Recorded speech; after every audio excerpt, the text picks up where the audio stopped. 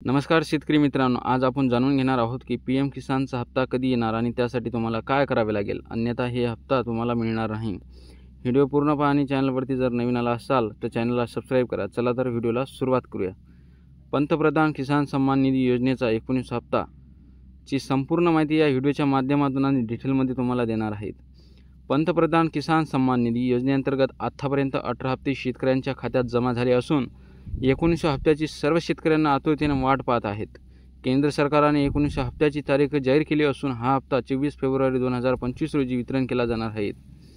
केंद्रीय कृषी मंत्री शिवराज सिंह चौहान यांनी दिलेल्या माहितीनुसार पंतप्रधान नरेंद्र मोदी 24 फेब्रुवारी रोजी बिहार दौऱ्यावर जाणार असून तिथे विविध कृषी कार्यक्रमांमध्ये सहभागी होणार आहेत। याचवेळी पीएम किसान योजनेच्या 19 हप्त्याचे वितरण करण्यात येईल। हा हप्ता 2000 रुपयाचा असेल आणि तो थेट शेतकऱ्यांच्या बँक खात्यामध्ये जमा केला जाईल। ही केंद्र सरकारची 100% अर्थसहाय्य योजना असून या योजनेअंतर्गत शेतकरी कुटुंबाला दरवर्षी 6000 रुपये दिले जातात।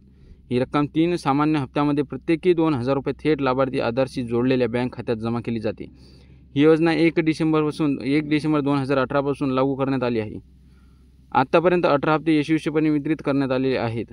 आता ज्या शेतकऱ्यांना हप्ता मिळत नाही त्या शेतकऱ्यांना तुम्हाला ई-केवायसी करायला लागेल। आता ई-केवायसी आपण कशी करणार आहोत तर आपण या व्हिडिओमध्ये संपूर्ण माहिती तुम्हाला ते देणारच आहे। तर ई-केवायसी कशी करायची बघा। पीएम किसान योजनेचा लाभ घेण्यासाठी तुम्हाला ई-केवायसी प्रक्रिया पूर्ण करणे आवश्यक आहे। ही प्रक्रिया पूर्ण केली नाही तर हप्त्याची रक्कम खात्यात जमा केली जाणार नाही। ई-केवायसी प्रक्रिया 2 प्रकारची करता येते, ऑनलाईन पद्धत किंवा पीएम किसान पोर्टलवर जाऊन। आता पहिलं म्हणजे CSC सेंटरवर जाऊन तुम्ही ऑनलाईन पद्धतीने ई-केवायसी करू शकता।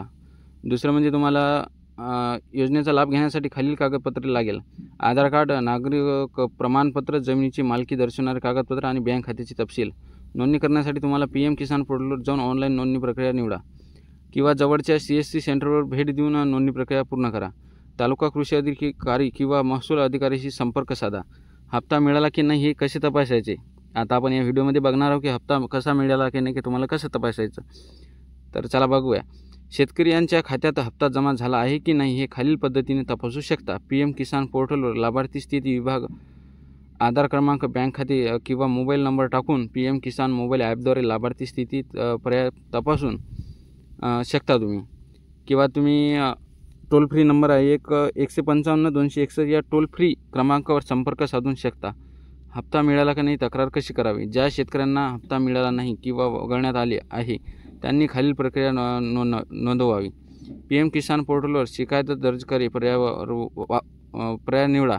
पीएम किसान मोबाईल ॲपमधील तक्रार निवारण विभागात तक्रार करा किंवा जिल्हा अधिकारी कृषी अधिकारी प्रश्न तक्रार करा। पीएम किसान हेल्पलाईन 155 261 वर कॉल करा, तिथे तुम्ही तक्रार नोंदवू शकता। योजनेचा शेतकऱ्यांना कसा फायदा देतो। पंतप्रधान किसान सन्मान निधी योजनेमुळे शेतकऱ्यांना शेतीसाठी भांडवल उपलब्ध होते। बियाणे, खते, कीटकनाशक खरेदी करण्यासाठी तसेच आर्थिक अडचणीवर मात करण्यासाठी ही मदत उपयुक्त पडते।